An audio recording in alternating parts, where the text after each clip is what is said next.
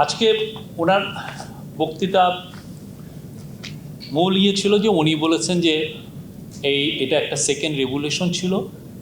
হ্যাঁ, অনেকে এটাকে কেউ থার্ড রেভলিউশনও বলছেন, যেহেতু এরশাদের আমলে আমরা একটা ম্যাস সারপ্রাইজিং দেখেছি। বাট এটার যে ব্যাপ্তি, এটা এত বিশাল ছিল, সেই জন্য স্যার এটাকে বলছেন যে ৭১ সালের পরে ওইটাকে যদি আমাদের ফার্স্ট রেভলিউশন হয়, এটা হচ্ছে আমাদের সেকেন্ড রেভলিউশন।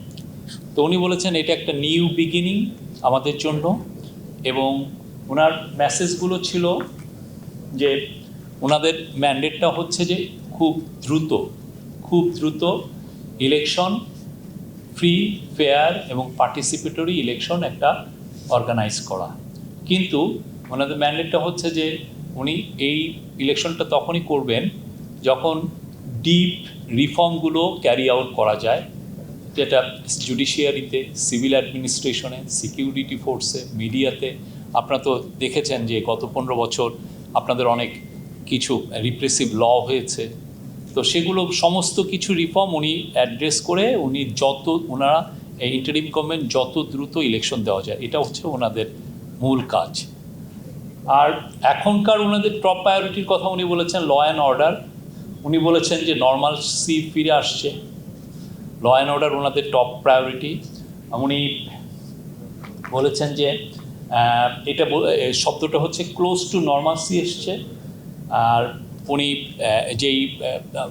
যে হত্যাকাণ্ড হলো জুলাইয়ে বা অগাস্টে, মানে ক্ষমতার অগাস্টে, সেই ইয়ের জন্য উনি ইউএনের যে ইনভেস্টিগেশন, উনি এটাকে ওয়েলকাম জানিয়েছেন। Cinematic display, photography master, performance expert, NextG N9. UN যে ইনভেস্টিগেশনের কথা ওনার সাথে আপনারা জানেন, কিছুদিন আগে ইউএনের হিউম্যান রাইটস চিফ ফলকার টুর্কের সাথে কথা হয়েছে। উনি ফ্যাক্ট ফাইন্ডিং মিশন পাঠাতে চাচ্ছিলেন, উনি ওয়েলকাম জানিয়েছেন। এবং উনি এটা বলেছেন যে এর ফলে যে মানে উনি চান যে স্টুডেন্টদের যে ম্যাসাকার হয়েছে, এটার ক্রেডিবল একটা এবং ইম্পার্শিয়াল এটার একটা ইনভেস্টিগেশন হোক, পুরো বিশ্ববাসী দেখুক কী হচ্ছে। এবং এটার ক্রেডিবিলিটির জন্য উনি ইউএনের যে ইনভেস্টিগেশন, সেটাকে উনি এমফাসিস দিয়েছেন। এবং উনি বলেছেন যে আমাদের বাংলাদেশ গভর্নমেন্টের যত সাপোর্ট দরকার, বাংলাদেশ গভর্নমেন্ট সেই সাপোর্টটা তাকে দিবে, ইন্টারিম গভর্নমেন্ট সেই সাপোর্টটা দিবে। উনি যারা এই হত্যাকাণ্ডে যারা শহীদ হয়েছেন তাদেরকে রেসপেক্ট জানিয়েছেন, তাদেরকে homage he paid his homage. উনি বলেছেন যে এই ভ্যালিয়েন্ট স্টুডেন্টদের কারণে এবং স্টুডেন্টদের যে ডেমোক্রেটিক যে অ্যাসপিরেশন, তারা যে বাংলাদেশকে চায়, সেটা উনি ফুলফিল করার চেষ্টা করবেন।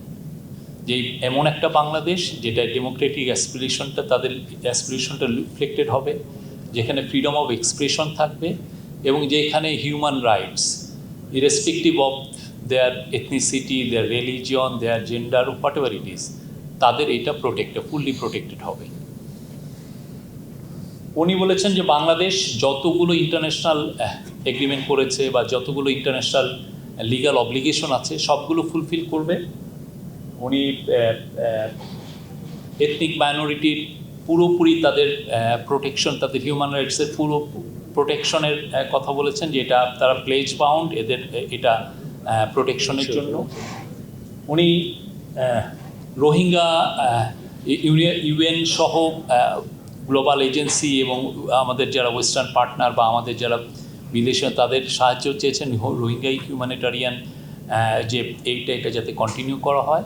এবং উনি বলেছেন যে ওনাদের থাকবে, যে এমফাসিস থাকবে যে ইভেনচুয়াল রোহিঙ্গা রিপ্যাট্রিয়েশন, যাতে ওরা ফুল ডিগনিটি, ওদের পুরো রাইটসটা প্রোটেক্ট করে যেন ওরা ওদের দেশে ফিরে যেতে পারে।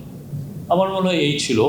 উনি আবারও বলেছেন যে উনি চান বাংলাদেশ একটা পভার্টি ফ্রি এবং একটা প্রসপেরাস বাংলাদেশ হিসেবে এমার্জ করুক। Thank you.